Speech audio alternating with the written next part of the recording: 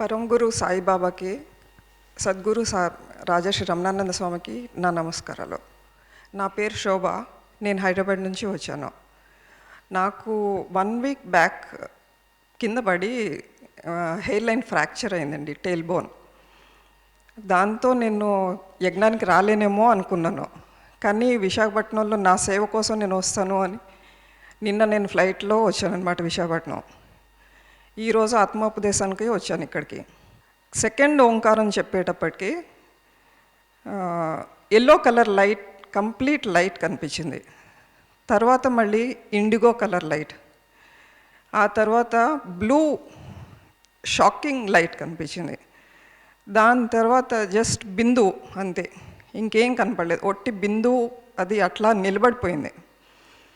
నేను అదే ధ్యానంలో కూర్చున్నాక స్వామి వచ్చి నా తల మీద చేయి పెట్టినప్పుడు ఇమీడియట్గా నా టెయిల్ బోన్ ఫ్రాక్చర్ ఎక్కడైతే అయిందో అక్కడ నాకు ఇమీడియట్గా ఎక్స్పీరియన్స్ అయింది.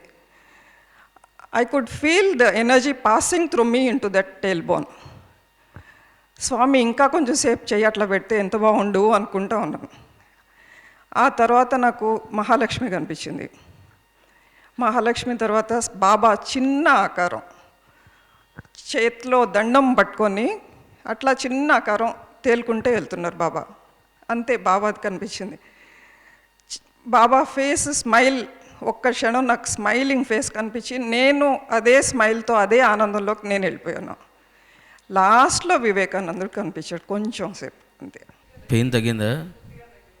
మీకు చెప్పాను, గుర్తుందా? ఇప్పుడు ఇందా చెప్పాను, బాడీలో పెయిన్ ఉంటే ముందు దాని మీద పడుతుందని చెప్పాను.